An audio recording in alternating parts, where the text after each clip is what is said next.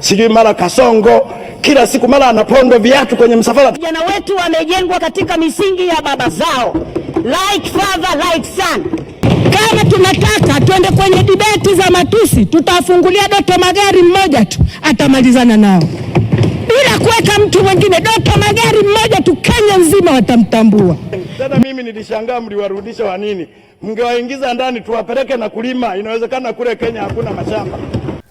Hi everyone, and a very warm welcome to you here at AfriRise. And as usual, AfriRise is a go-to channel on matters African politics, African economics and governance in general. And today I'm here to talk to you about a couple of things that have happened this week. And one of the things that I want to focus on is the ganging up of the Tanzanian Parliament on Kenyans, especially activists who had gone to Tanzania to witness a case of the opposition leader Tundu Lissu, who is charged with treason. And as we look at this, I would kindly like to request you to take just a moment of your time to like this video, subscribe to our channel, and as well check out every other video that we have on this channel. We have educative videos on farming, we have other debating issues on politics, and a wide range of videos such as audiobooks and everything in between. And today let's discuss the Tanzanian Parliament's bashing on the 26th of May over the Kenyan activists who were deported in Tanzania. And let's look at it this way. I need to look at the perception of the Tanzanian members of parliament, and as well as the perception of Kenyan parliamentarians. And I'm actually doing this video later in the evening because I thought the Kenyan members of parliament in the National Assembly and in the Senate are going to respond to these accusations by their fellow Tanzanians, but it actually did not happen. And I think they have just decided to let it slide away and discuss more urgent and important issues to the country. And you look at the way, first of all, it's the approach in which these discussions or debates were done in Tanzania. So there are actually very few members of parliament in that country or in that parliament focusing on the real issues. They were actually bashing Kenyans and even talking about personalities, as you will see in a number of videos that I'll attach here.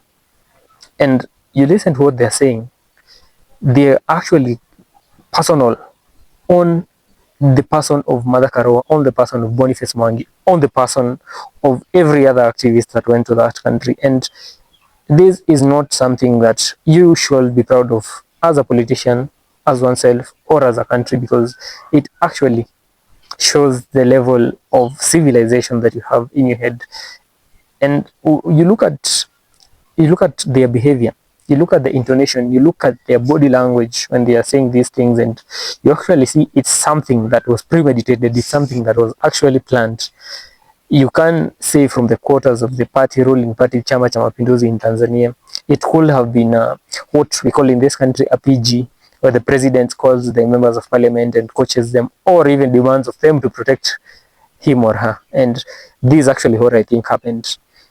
And of the many reasons that I've learned from that bashing by the Tanzanian members of parliament is, one, the people of Tanzania, and especially the leaders, which has as well trickled down to the normal Tanzanian, the normal citizen in that country, is that they do not understand to differentiate between the state and the president. They do not understand to differentiate between the government and the state. You see, usually when Kenyans come, like it was in 25th of June last year, it was actually Kenyans against the government of Kenya. And when you have such an uprising of people fighting against a government on issues that are paining them, it is actually a people versus people. It's actually the citizens versus people leading them in government. And this does not necessarily mean that you hate your country. And you hear them saying that we've destroyed our country and we've now gone to destroy theirs. And this it's actually something that makes you wonder, do these people really understand what it means to destroy a country? Destroying a country is actually allowing an imperial leader, an authoritarian leader to rule over a country and hurt the masses, and a leader in the 21st century to impose their power on the judiciary, to impose their power on the elections board, to impose their power on normal citizens by using the police. And you actually hear them saying that the Kenyan government has not treated the Gen Zs as they should have been. You hear them say that they should have been punished. And in so indirect terms, they're actually saying that those activists should have been dealt with once and for all. Actually, what I understand by this is that they were saying they should have been killed. Na mimi nikwambia Mheshimiwa Waziri, niungane na wenzangu waliopita katika kuchangia. Tulikosea kweli yule Martha Karua kumrejesha kule. Na hili kosa lisitokee tena hapa. Hivi mtu anatoka huko analeta ujinga wake hapa, halafu eti anarejeshwa nzima salama salimini kweli? Na yule anayesema anadai kapigwa eti anashuka kwenye gari anajichechemeza kweli? Yule alikuwa apigwa arudi na mitungi ya gesi kule kwao. Anafumulia gesi. Wengejua Tanzania, wengeona makali ya jeshi la Tanzania. Lakini eti leo mtu anadai kapigwa, anazungumza tu kule, anaendelea kuzungumza. Tumemwacha Martha Karua anaendelea kuzungumza akiwa Kenya kule. Mheshimiwa Waziri, hili lisitokee tena. Anayekuja kwetu tunamalizana naye hapa hapa. Anaingia ndani ya 18 zetu tumalizane naye hapa hapa. Wanapotaka tunataka. Sisi hatujashindwa na sisi hatuwaogopi. You hear some of them saying very nasty things to the persons of Martha Karua and very sexually insensitive things, like she should have been raped. I heard one member of parliament saying he would have gotten her pregnant, and you just, these are things that you actually lack words for, because they actually leave you perplexed. You wonder, do these people really understand? And so when you do not understand that fighting your government does not really mean you hate your country, you're in a better place compared to these tens of members of parliament who do not understand that. And if they do understand, they actually are put in a place by that party or by their president, the authoritarian leader, to try and defend her and showcase their ignorance, which is not something, as Kenyans, we've not seen. It's something that we saw in the run-up to the finance bill. You could hear members of parliament saying that the finance bill is good, and once the president said it's bad, they were behind him clapping. It's actually one and the same thing, only that in these two cases, it's actually a different matter of discussion.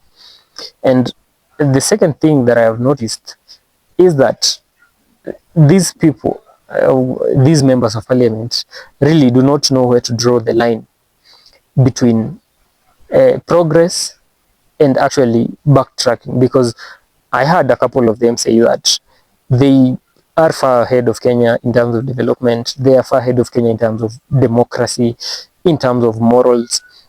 And actually, morals demand you to be accountable to your country. Morals demand you to actually ask for the best you can get for your country. And this is not what we saw with them. They're actually settling for bare minimum.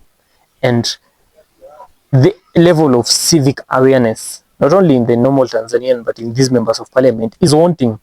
It's actually something you see that these people are not aware. They're actually infringing on the Tanzanian constitution by attacking the country of Kenya as a whole.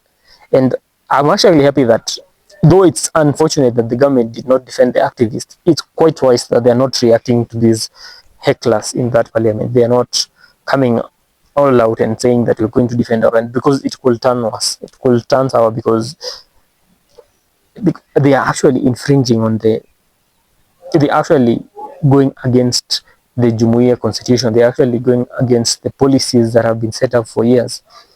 And what I would like to tell these Tanzanians, when your forefathers fought for your country, when Mzee Mwalimu Julius Nyerere was fighting for Tanzania, he fought for a social democracy. And what this means is that everything that country is going to be based on, or everything that is going to be done in that country, is before anything else for the benefit of every Tanzanian. if you look at the Tanzanite in that country, the only country that has Tanzanite, but the leading export of Tanzanite is India. These are things that should be discussed in that parliament. They are actually supposed to focus on why are we not exporting Tanzanite that we mine here? Why is it being exported by another country? Why is it that the president is taking a lot of loans that are not commensurate to what's happening on the ground? Your country is big.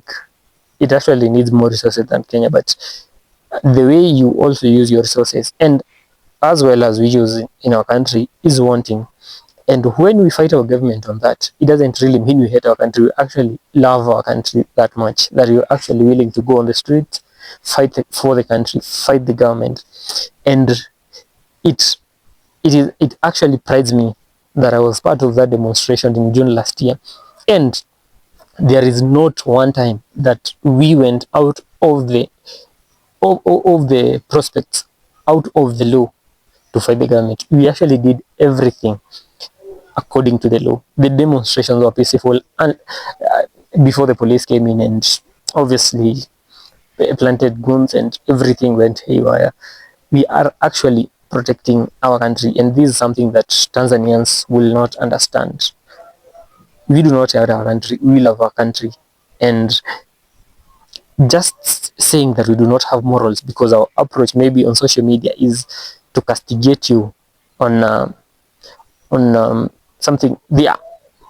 I will not actually call it insults because these are not insults. You're actually making fun of these leaders because they deserve to be made fun of. They're actually not leaders, they are just hecklers in that parliament.